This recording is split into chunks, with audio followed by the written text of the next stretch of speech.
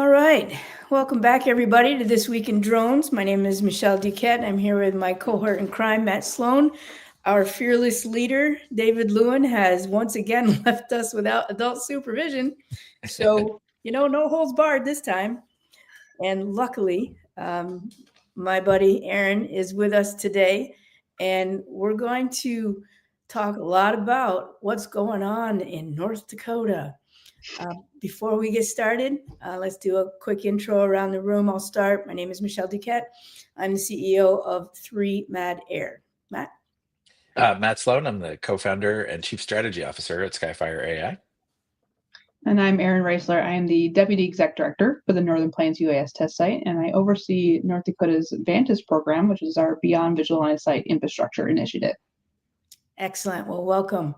I appreciate you taking the time to come hang out with us. I know that you are doing the circuit all the time. I'm constantly trying to catch up on your podcasts and videos. They're all great.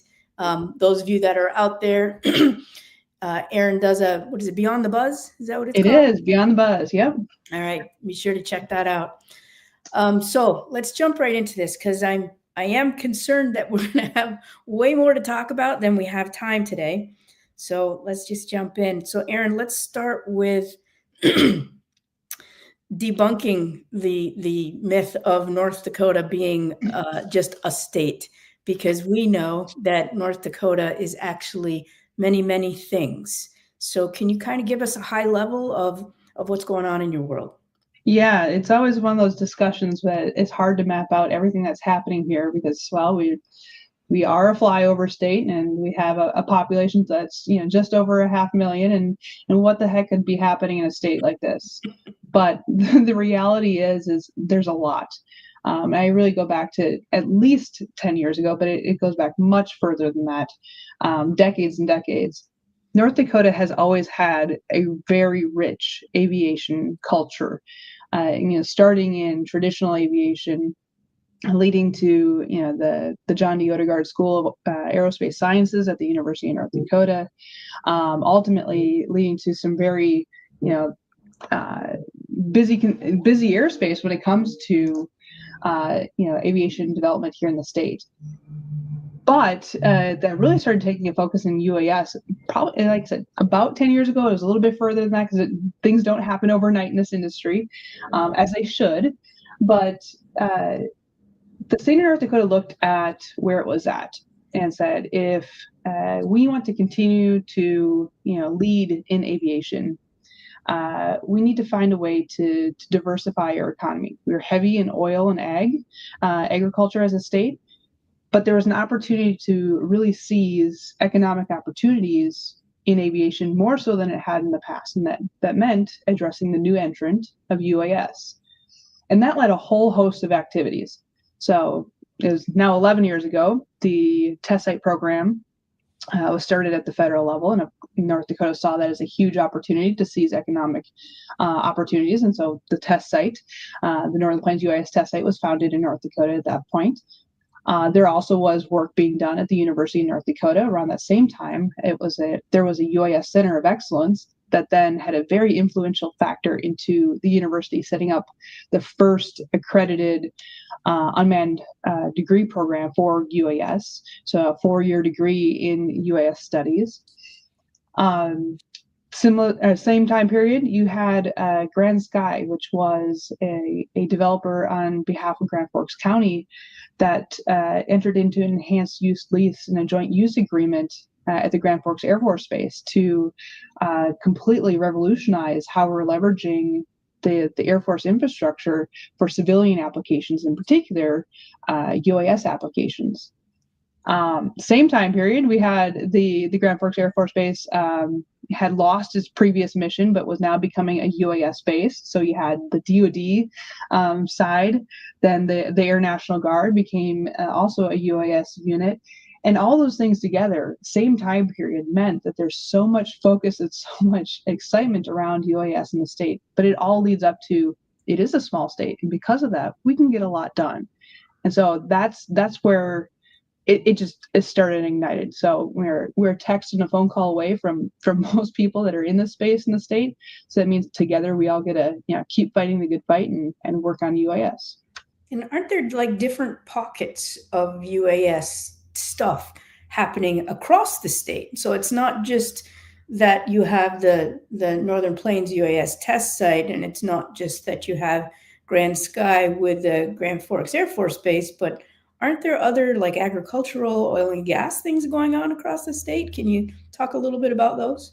Yeah, so it's now to a point where you look at our state agencies that are doing a lot of those services, whether that be for the oil and gas, mineral resources, game and fish, Historical Preservation Society. They all now have UAS as part of their day-to-day lives. We hear about it in first responders all the time, but so many other aspects where those agencies are leveraging UAS as well. So it's not just small UAS, it's large UAS too. But yeah, the oil and gas industry on the western side of the state, they've been leveraging UAS for their oil and pipeline inspections. We've seen medical deliveries starting to take off in the state. They're not fully, full commercialization yet because there's some challenges there, but we're getting close. But the use cases in particular for infrastructure inspections, that's where we're really seeing benefits in North Dakota, because we have a vast amount of land that's very rural and very remote, that UAS is the perfect tool in the toolbox to service those areas. You have a border too, an international border, not the one we talk about most often, but Yeah. how does that factor into what you guys do up there? Yeah, so Customs and Border Protection, again, here in Grand Forks, does actually operate their UAS, their MQ-9s out of the base here for exactly that purpose. And so there's the direct application. Oh, sorry, I apologize for that. We didn't hear it. It's all good. Yeah. You guys completely disappeared on me. So they use UAS every day for enhancing our border security and ensuring that we're protecting our border that way. Because otherwise, that's what else are we going to do? Right. So all of this going on across the state, and I kind of look at you all at the Northern Plains UAS test site as the nucleus of all of that. How are you managing to track all the things that are going on? What does that look like for you? Yeah, a lot of printed papers and notepads around my room, my desk. No, so there was an element of North Dakota took a different approach when it sought after the test site program, where it wanted the test site to be embedded in and aware of all the different activities across the state. So while we were awarded the test site program through the Department of Commerce, again, because of the economic opportunities aspect, the state also appointed an authority board to the test site right after our inception. That's chaired by our lieutenant governor.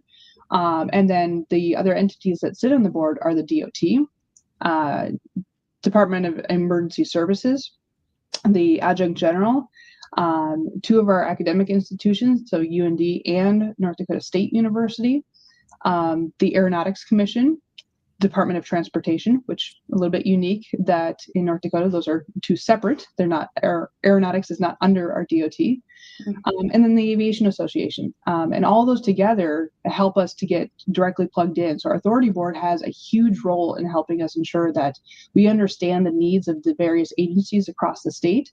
And they in turn have the private sector partnerships that reach down. So when you're talking about Department of Emergency Services, they're reaching into the public safety entities and the other supporting entities for their various regions, but they all funnel up to that one point within the state government, and that's where we really help keep our finger on the pulse and track all the different things that are happening in the state, is through that authority board. Didn't you develop some tech that allows you to also have some kind of common operating picture? Yeah. So then on the application side, so if you back up, the test site really was an opportunity for all the test sites to help the FAA integrate UAS into the national airspace. And so we've been trying to do that here in North Dakota, but not just here. We've actually assisted entities in 17 different states get operationalized for their mission set and for their use cases.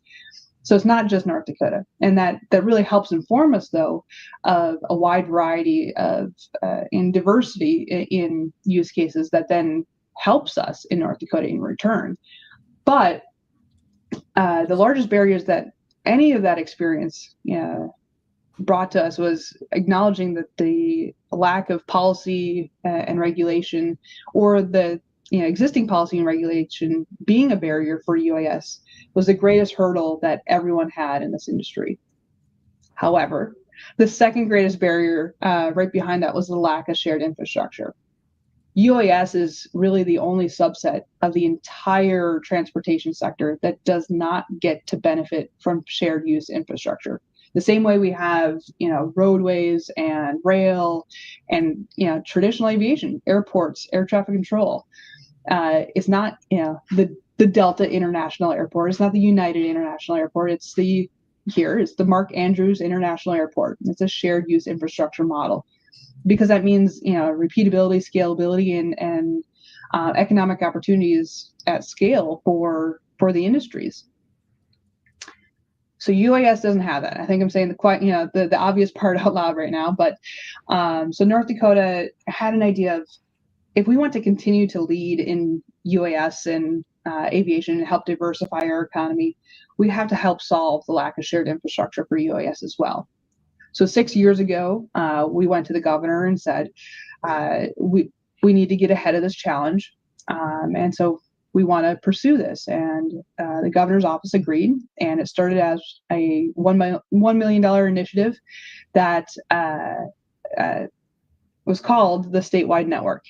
But very quickly into trying to solve the problem of the statewide network, we realized it was so much more than a traditional infrastructure program. It was standards development, it was policy integration, it was demand generation, it was education, outreach, a whole host of activities that traditional infrastructure programs don't have. And as a result, it got branded Vantis. So Vantis is still that. It's infrastructure at its core, but it does so many more activities because it recognizes that the industry needs that, not just for the state of North Dakota, but as a nation. We need to solve this lack of shared infrastructure. And we think Vantis, again, can be that for the country. So it's a program that's, go ahead. No. Finish your thought. I was going to say, it's a program that's, run and managed as a state-run program. We started as a competition because, hey, we recognize as a state, we don't have all the answers when it comes to aviation infrastructure. And we had 3 system integrators that we brought on board: L3Harris, Collins, and Thales. Ultimately, about 3.5 years ago, selected Thales to be our long-term partner for the state in this initiative, because they matched us in the vision, something that was going to be future-looking, technology agnostic, a cloud-based infrastructure, really the next generation of aviation-grade infrastructure. This is how it needs to look. This is how it needs to be modeled. And Thales had that same vision. And so they, for the last 3.5 years, have been working hand in hand with the state as our partner in developing this out. Yeah, it's so important, and I've done quite a bit of work with Thales, as you're aware, and that's where we've crossed paths. And it's really been fascinating to kind of hear the way that they approach those things. And I can say, I mean, what's so remarkable about this is, we've been involved in state level conversations in many states across the country, and there's a lot of desire to have a statewide infrastructure, and there's so many competing parties that it's hard to get consensus around what a statewide infrastructure looks like. And I guess that's kind of the double-edged sword of being a small state, is everybody, so you can all come to the table and figure it out. But at the same time, it doesn't prevent you from getting consensus around those people, because we were originally based in Georgia, now based in Alabama, and have had these conversations at state levels at both of those states, among others. And it's so hard to figure out where to begin and who's going to take the lead and how. And so is the Northern Plains UAS test site is a separate entity physically, right? I mean, is that the best way to organize that? As a lesson for other states, where you say, it's not just the DOT, or it's not just the emergency management agency, but we have to have our own thing, and that is independent. Yeah, so it's a separate entity, and like I said, it ties into all those different entities through that authority board, but it is a separate entity. Our funding flows through the Department of Commerce, but our authority doesn't lie solely with the Department of Commerce. Yeah, it's a good lesson, I think, for other states for sure. So we do have a question from Andrew. Hi, Andrew. And he's asking, does that infrastructure include commercial counter UAS tech? So surveillance is surveillance when it comes to UAS. It's whether you use that to detect, track, and avoid in a DAA construct, or is it to detect, track, and mitigate in a counter UAS perspective? But at its core is still some sort of a surveillance sensor, and that's what we go back to saying that the architecture that the state had invented with Vantas, and then matched it with the vision that Thales brought to the table, was that the surveillance element today is heavily reliant upon radars, but it doesn't always need to be. There are so many other surveillance sensors that fit different use cases and different models better, but they could all be fused together to complete a complete surveillance picture. Then how that surveillance picture is leveraged and utilized, whether that be for the traffic management side of things, or is it leveraged for counter UAS technologies? Both are options on the table. To date, most of our efforts have been on the traffic management and it being a ground-based incident avoidance system, but it won't be very, very soon here, because we know that at the federal level and within the DoD entities, there is an increased focus on counter UAS, and that's a very important overlap for us to consider. Yeah, we work very closely in the DFR space, and I think this is the conversation that comes up a lot, which is, like we have some agencies that are concerned with counter UAS, we have some agencies that are concerned, they're trying to do, drone first responder type programs, and it's the same thing, right? I mean, whether you're looking for drones and aircraft to mitigate them, or you're looking for drones and aircraft to just be aware of them and stay away from them. It really is two sides of the same coin, which is actually what looks like we just got a comment saying the very same thing. So it is, and I could hug you, Erin, for calling out the fact that surveillance is surveillance is surveillance, and you tied it to traffic management. I don't know how many times I have been in a conversation where I'm told that the only way integration is going to happen is with counter UAS technology, and really, a large part of what they're talking about is that ability to detect. Well, we need that capability in integration. We need it in DFR. We need it in everything we do. In all of those use cases that you were talking about, whether you're detecting drones or you're detecting, what did you say, fish and wildlife? Yeah. There is a surveillance component that is going to have a common tech underneath it. So this is something that we've been stomping on here, is at some point we've got to stop stovepiping all of these different efforts and really focus on that common enabler, and that's surveillance. And I don't really care what you call it. You can call it surveillance, you can call it detection, I don't care. But it's fundamental to what we all need to be doing. So why is it that we can't all work on this so that it's maybe we can, God forbid, I'm going to say something crazy here, but we can create a common component for everybody. Well, it's a hard challenge to solve, as well as it's not a cheap challenge to solve. Shared infrastructure, what's the ROI on building a road? States usually never recuperate, or whomever builds the roads, the full investment of that. It exists, but you're not talking your traditional, tech, ROI models. Infrastructure ROI models are years, if not decades, to see the return, and that's a hard thing to overcome when you're talking about not only infrastructure, but then aviation grade infrastructure, which is a whole longer, return on the investment to hit those investment levels. Right. And that's a hot spot. it's difficult. So we had let's let everybody in on the little conversation we had just before we went live. So we were talking about the frustrations of unrealistic expectations of ROI before we came on live here. And I was sharing my recent rant about, don't make fish climb trees. And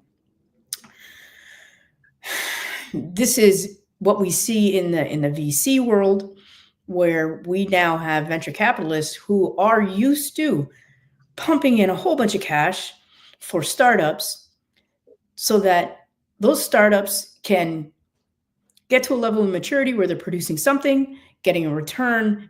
VCs get their kickbacks, and then they move on to the next thing. Well, that's wonderful. That's beautiful in the IT world, but it doesn't work in aviation. Like Erin says, aviation is the long game, folks. It's the long game. So our ROI expectations of anything aviation related is not in 1 to 5 years. It's way longer than that. How do we get people to shift how they think and plan differently so that we can still get the infusion of venture capital without the frustrations of them not making that quick turn, which leads to us losing, like Lilium, like others. We're losing tech that we really need, largely because of that conundrum. That's it is, and I think we're blessed very much here in the state of North Dakota that going back to how we started, why North Dakota? Well, not only because we're a state that saw an opportunity, but then we were very strategically positioned that we have congressional support and our federal senator support that are have a lot of power within the committees that they serve to have influential aspects at the federal level. Then that's backed and matched by governors over the last decade that have supported that vision that's at the federal level. And then third, the financial side. The state of North Dakota has just looked it up, it was like a $15.5 billion surplus, which not a lot of states have a surplus, yet alone billions of dollars in surplus. And the state's still conservatively investing in that. So we call it our legacy fund, that it's almost like a sovereign wealth fund. But they see that as an opportunity of, some of the comments in the chat are talking about this infrastructure is expensive. Mm-hmm. But the state has been looking at this as an infrastructure investment. That said, though, they still are challenged, having a problem with the appetite for the cost here. To date, there's been about $75 million that's been directly invested in Vantas, and that sounds like a huge price point. And so, what am I getting for $75 million? Well, you're getting 3,000 square miles of coverage of true BVLOS capability, and we got much more to go. But what does that mean? What do you compare it against? Okay, fine. I'll compare it against a road. Going back to the roadway structure. In the state of North Dakota, a 4-lane highway costs $1.9 million per mile. So let's just round up to $2 million. So for the same amount of money, I would have built 35 miles of road. I feel like we're doing a really good job, but I do understand. I am very respectful for the fact that $75 million is a lot of money to invest in this, but it's going to enable so many different services, in particular those public services that we think are vital for our state, because they add rural connectivity, they add public safety enhancements, and they add commercial services and quality of life enhancements that we otherwise would not be able to achieve just because of our remote and rural nature that we have in the state. So go ahead, Matt. Oh, no, I was just going to say, one of the comments says, first responders don't have the budget for this.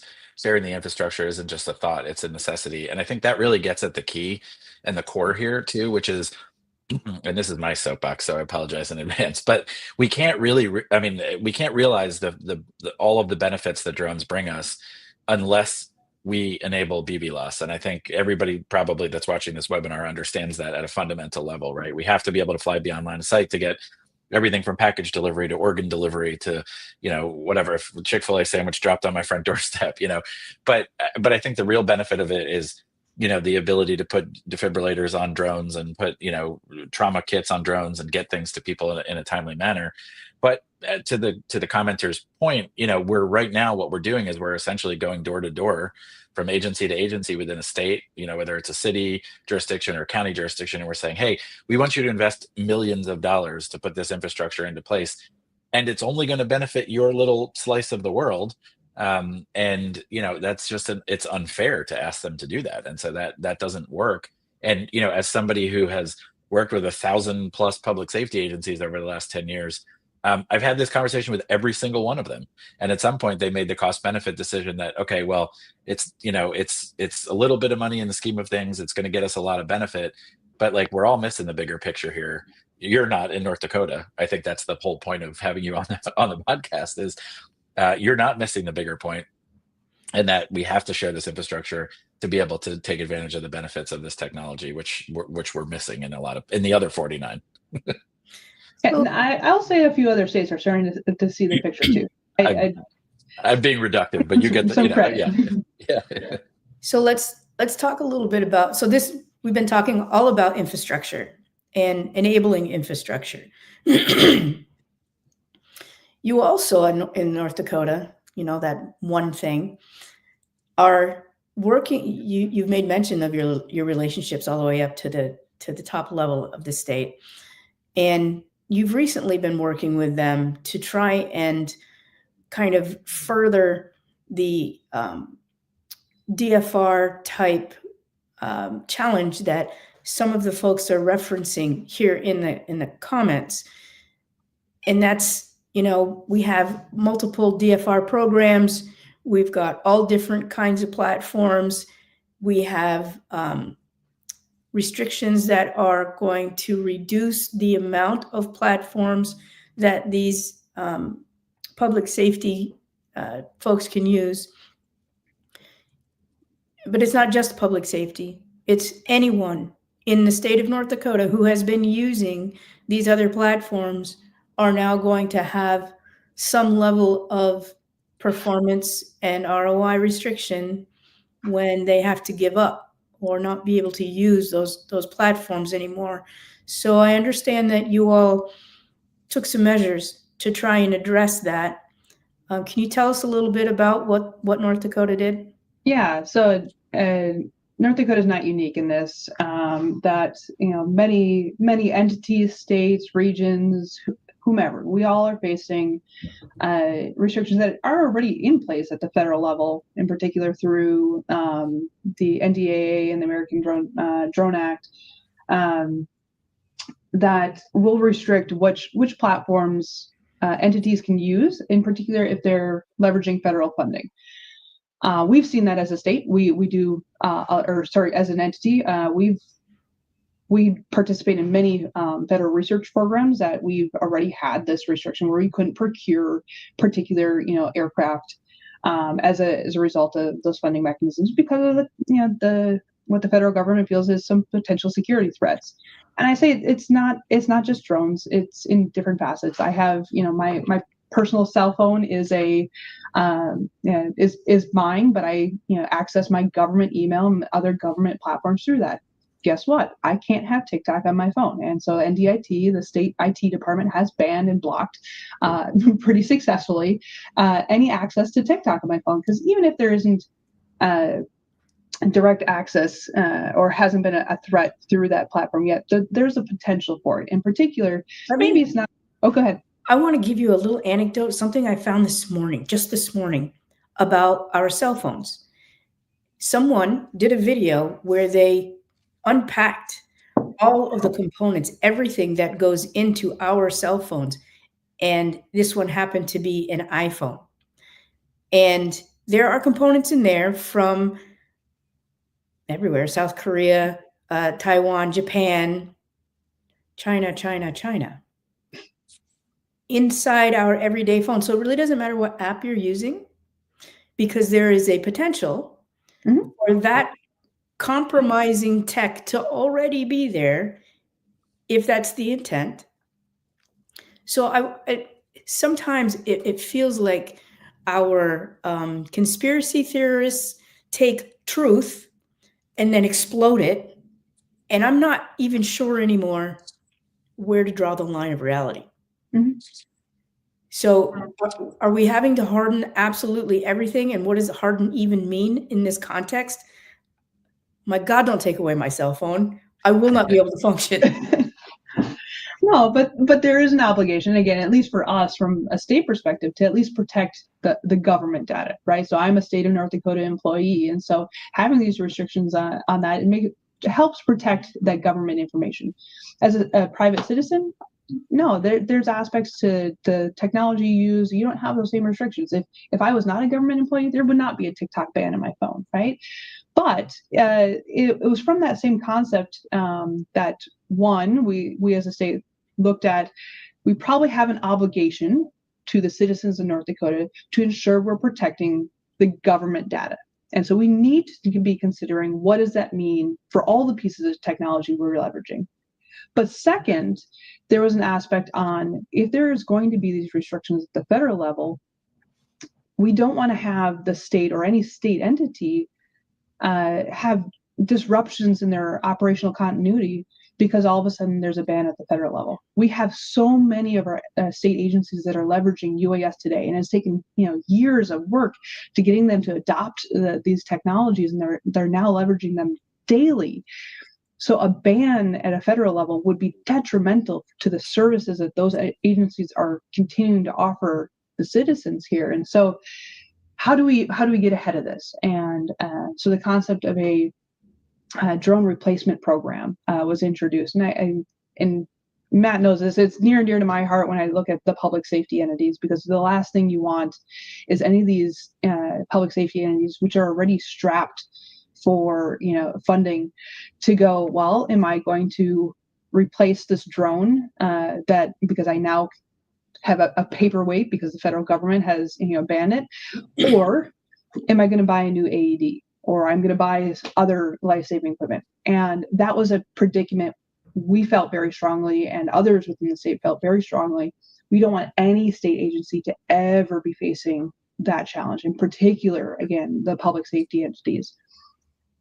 So we're in legislative session right now, and so what was introduced was a drone replacement program that was going to allocate $15 million to support the replacement, the training, and other software enhancement improvements to assist state agencies in protecting the government data, as well as meeting NDAA compliance, so that they can continue to receive the federal funding and they wouldn't ever be facing that predicament of, what do I do? Do I replace a drone? Do I not? Or do I just, shelve it and move on? That's fantastic. So it was a huge, huge opportunity for the state to have a, all carrot, no stick type approach, a very proactive approach to replacing this equipment ahead of any federal bans.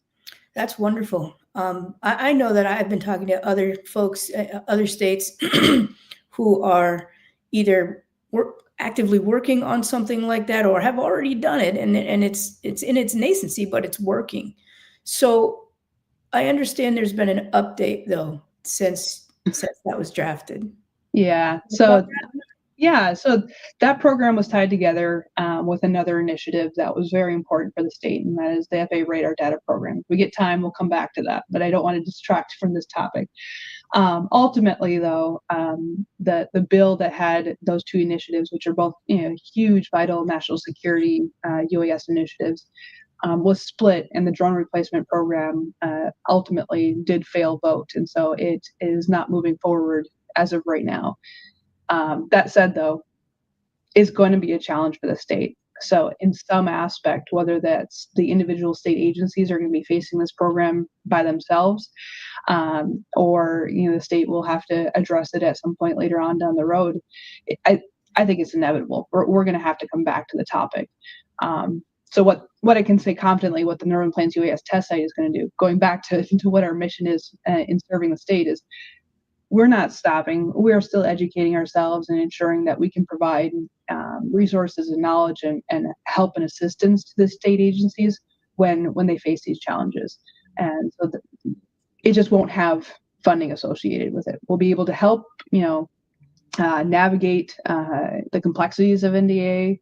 We'll be able to help, point to other platforms that have similar or greater capabilities in the functions that they have, but it just won't have a grant program associated with it where they'll be able to have the funding to support them.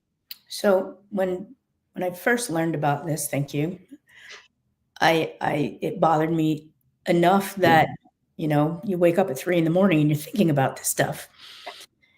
And I'm tying this together with some previous conversations that Matt and I have been having with the public safety community about being able to put a value on the benefit of drone operations as part of any mission. So for public safety, using a drone as part of their mission, we are hearing so many success stories. And when we ask, so what's your benefit analysis, we get, well, it's really hard to put a dollar amount on a life, which I get. Yes, I think there are other ways, and I'm wondering, and so basically we want to go down that path so that there can be a common kind of a common benefit value or valuation that public safety can use in its budget cycles, both internally in its budget cycles, and have that valuation include not just buying the platform, but knowing that this industry moves at a crazy pace. So software updates need to be included. They're not free. Training is going to have to change each time there's something new and novel that comes, or some criminal has figured out yet another way, and you need to kind of expand or stretch the drone capabilities. So there's a number of things that go into having a drone as part of a drone for first responders program.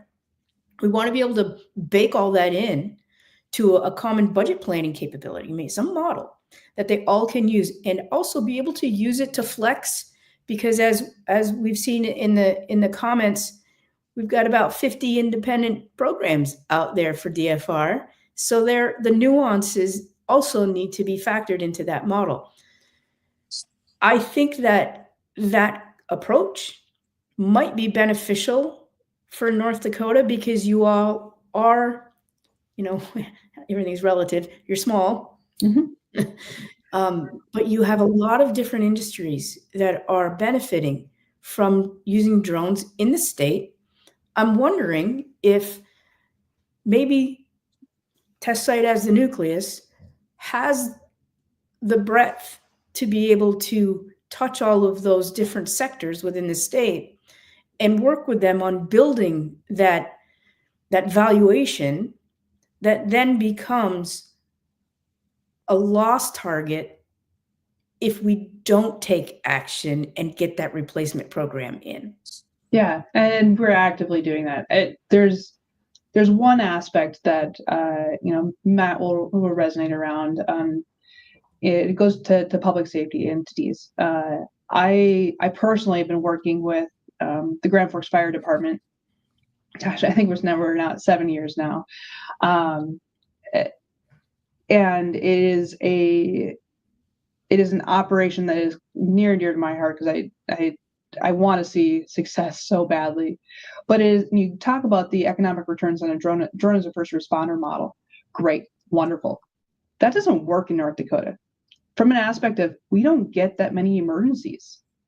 So that economic model where, my town's, 50, 60,000 people, but it is very low crime, or the use cases that the emergencies that do occur, they're ones where DFR wouldn't be the tool that those first responders use. How do you then ever get to embrace this technology?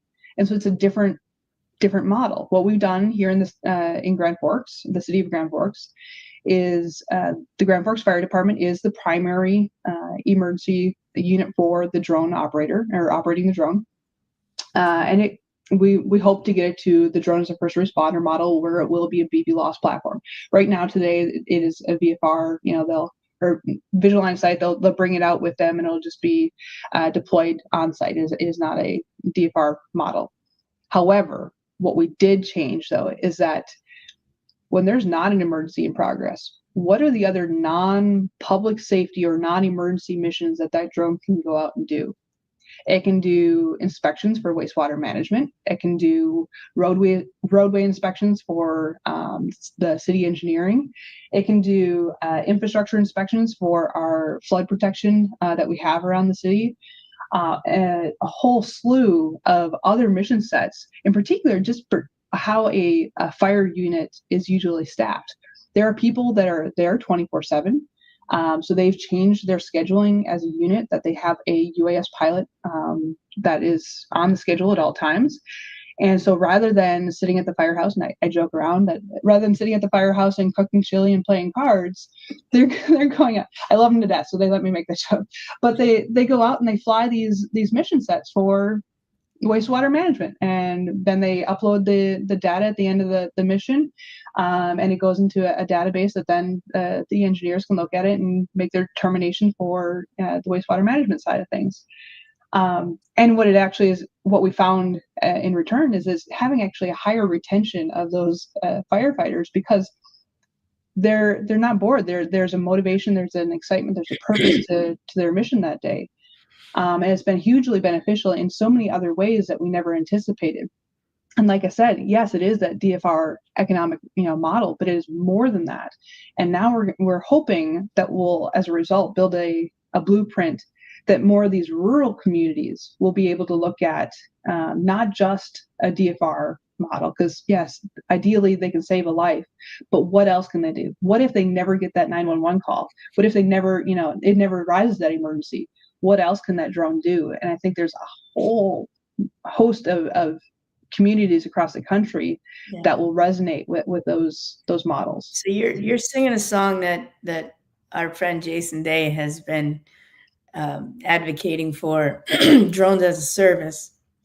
And what I think I'm hearing you say, it's not actually drones as a service, it's DFR as a service, because it's the fire department, it's the public safety organization that owns the drone and the service, and they are able to use that service for other public needs. Mm-hmm.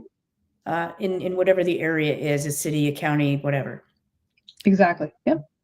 So tell me, go ahead, Matt. After, I want to ask how they envision that working, the prioritization, and what if by chance you do get an emergency, what happens? I was just going to make a comment, which is I think that people in North Dakota are just nicer than the rest of the country because actually doing this requires people to get along and not silo.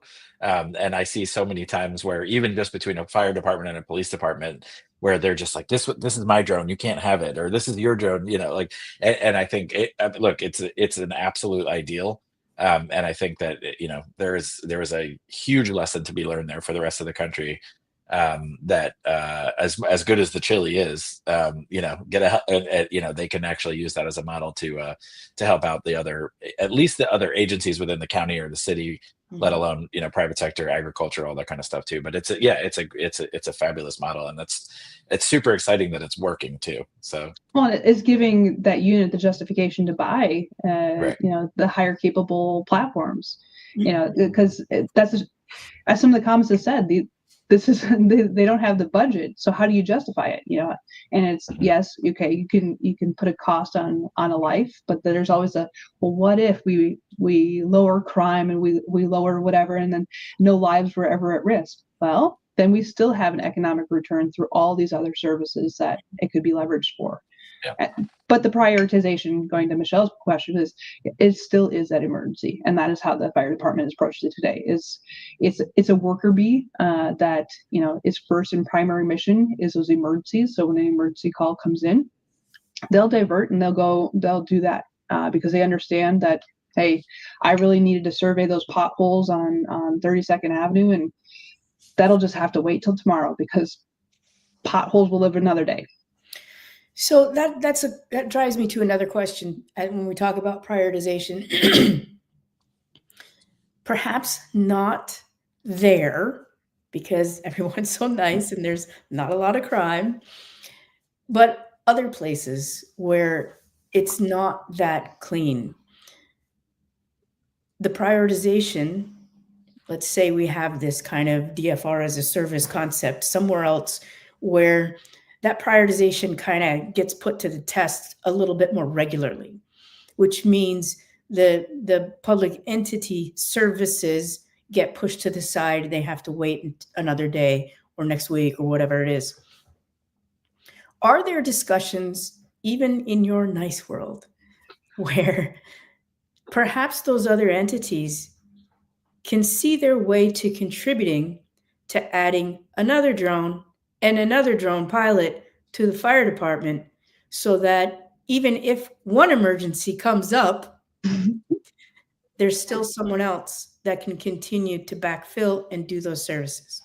Or perhaps, they send that one out, that one's on standby at the station while the dude's cooking chili, and the other one's out doing the utility stuff. That's exactly what we envisioned. So in Grand Forks, there's, I think, 5 fire stations now. And if I get that wrong, the chief's gonna yell at me later. But 5 fire stations, and it's interesting because they were all planned very strategically, that they're nicely geographically separated, so that when you talk about a drone's range, they're all equal distant across the city. So it's perfect for a DFR model, as well as all these stations have, the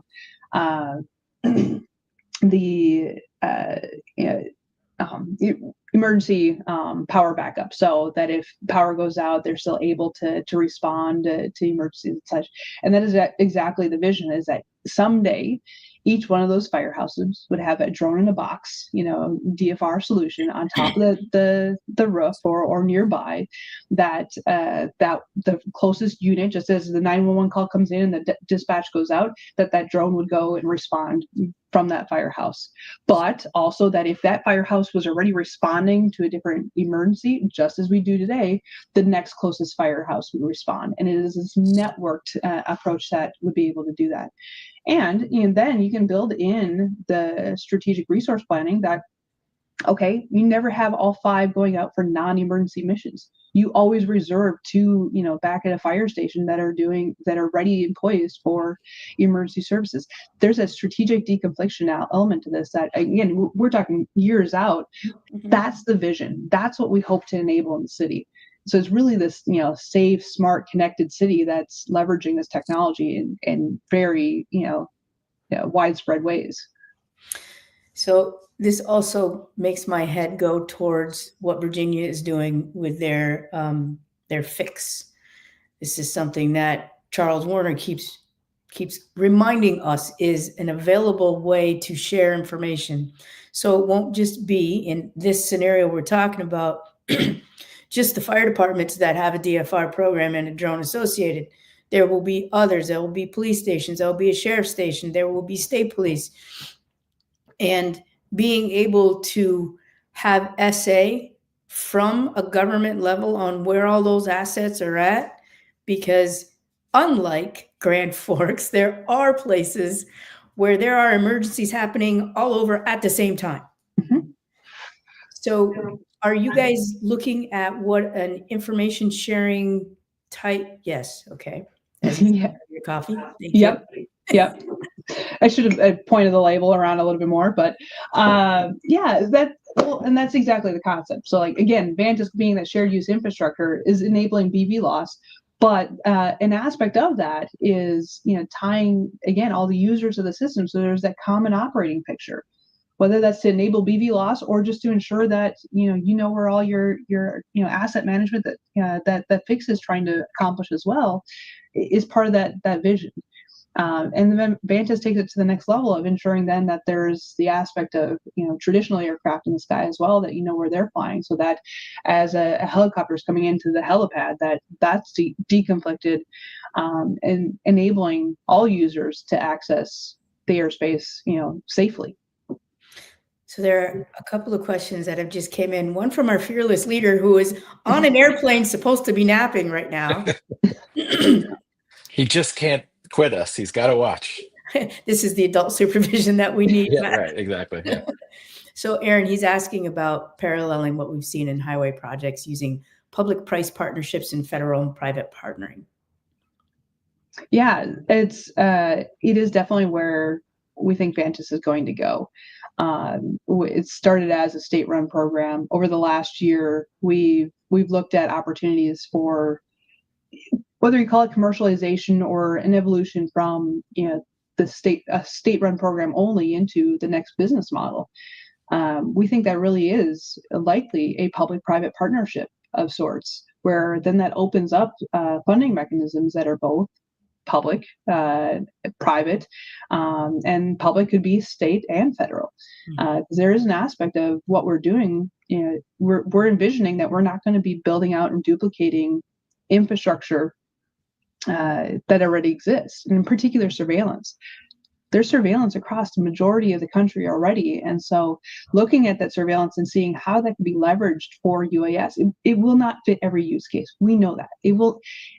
Existing federal surveillance can't detect a small drone, okay? But if you augment that with state radars, as we have here in North Dakota, that have either lower altitude coverage or smaller radar cross section, et cetera, have that, or even non-radars, other surveillance technologies. Fuse that all together. You take private infrastructure, state infrastructure, federal infrastructure. You start looking at a economic model that is really going to embrace shared use infrastructure in ways that it's never been able to do before. Yes, and that takes the state to make a deliberate decision to move in that direction. I want to throw you a little bit of a curveball because you're good at it. So Chris Schaefer's in the audience, and he's bringing up a topic that we've discussed in previous podcasts, and that is, he says there are assets available within the community that can leverage the funding gap. And what this translates to in my head is, we've been having a conversation about how do we, quote unquote, deputize regular civilians who are 107 operators, have their own drones, to assist with some of the emergency, public safety drone needs that whomever it is, that particular department just doesn't have enough resources to handle. Mm-hmm. Is that something that you all are considering in North Dakota? Because, everyone gets along so well. I think it's a good fit. Yeah, so maybe not quite to that extent, but it was, I think 5 years ago. I go back to the fire department, and this is where our partnership began on this vision for UAS. So here in North Dakota, on the eastern side of the state, we have a river that's called the Red River. The Red River is an interesting one because it flows north. Right. So a challenge that we have is, as snow melts in the southern states first, all the water from that flood melt, or the snow melt, flows north. And North Dakota's cold, and so we're the last to melt. But ultimately, that means all the water is flowing north to North Dakota. And so what we see in the Red River Valley region— You really are an anomaly. I know. Anyways. Every spring, we flood to some extent. And in 1997, everyone looks back, there was a 100-year flood. Well, in the 15-ish years I've lived in North Dakota, I've seen equivalent levels since then. So it was not a 100-year flood. So it is not uncommon for the Red River in the spring to flood as high as 50 feet, if not higher. And that hits our major flood stage.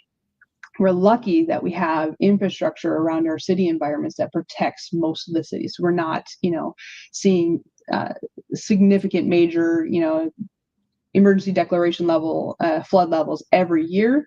But there is still so much that we need to do proactively in those situations to monitor the flood, to monitor the infrastructure, to monitor those flood protections, to ensure it doesn't hit an emergency.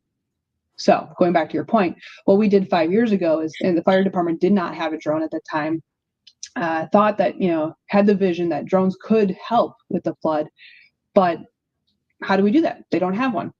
So they leverage the test site, but then they also look to the University of North Dakota, which does undergraduate training. And they also look to a whole wide variety of private entities, and to the point, kind of deputize them. we all got actually, City of Grand Forks badges, and went out and did. I'm not kidding. I still got mine. I'm pretty proud of it. We all got these badges, and we went out and did do flights on behalf of the city and uploaded the data. And we met prior, we talked about what file format, how to name the files, where to upload them. We had that all proceduralized ahead of the flood, so that when we did these flights, we were all, within the 24 hours afterwards, ensure that our flights were getting uploaded into this common database. And then that was accessible to city engineers, emergency management, the fire department, police department, that then were leveraging this imagery to help inform their decision-making in their flood response efforts. So in some senses, it wasn't all the way down to the individual citizen, but it was at least our first attempt effort of that. And what we found is some of the data was useful and some of it wasn't. The University of North Dakota, and I'm not faulting them because I was a adjunct professor in a former life here, they actually had a great opportunity and leveraged the students to go out and do these flights. So students got real life experience in an emergency response as part of their flight lessons. Mm-hmm. But that meant sometimes the quality of those images wasn't the professional grade. That's okay though. Again, because in this scenario, it wasn't life or death. We were able to leverage, the private industries or, our own staff here at the test site to kind of come over and duplicate those. But that was a lesson learned. We didn't anticipate to have, poor quality really come back, but hey, it still was a great experience. So I love that. So if you were to pick that up, that was what, 5 years ago? 5 years ago. Yeah. So you pick that up and you plop it down into today.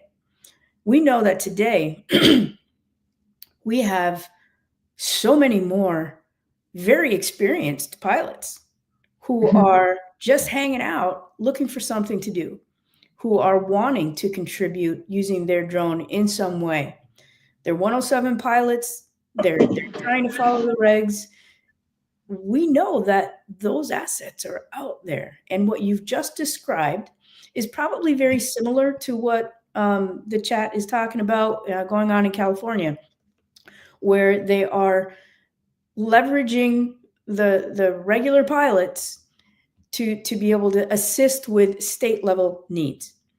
Now, I don't know about the rest of you, but I think that's a hell of a model that we should be laying out and taking a serious look at whether or not this is something that should also go up to have some level of codification put against it.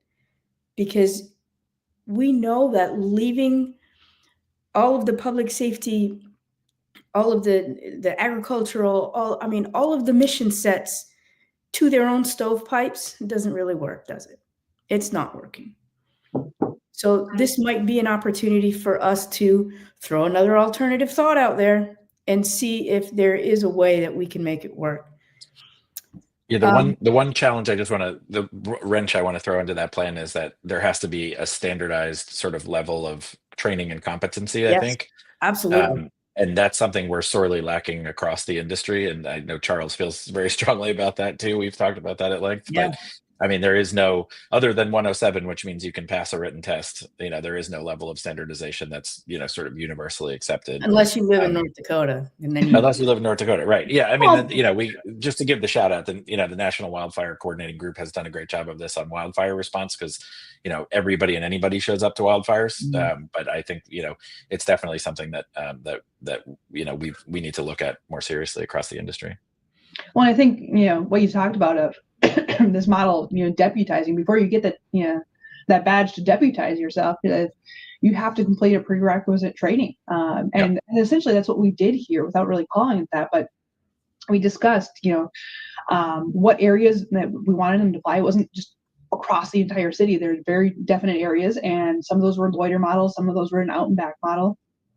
But then also, standardize the data on the back end as well to ensure that it was usable information for those responders.